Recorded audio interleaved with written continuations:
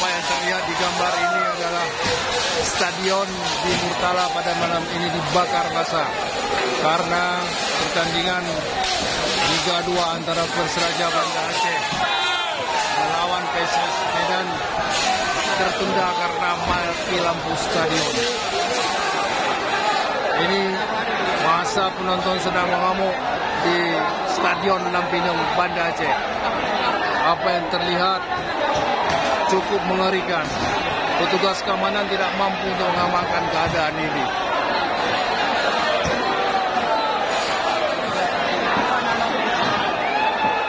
Ini suatu peristiwa yang di luar dugaan kita semua.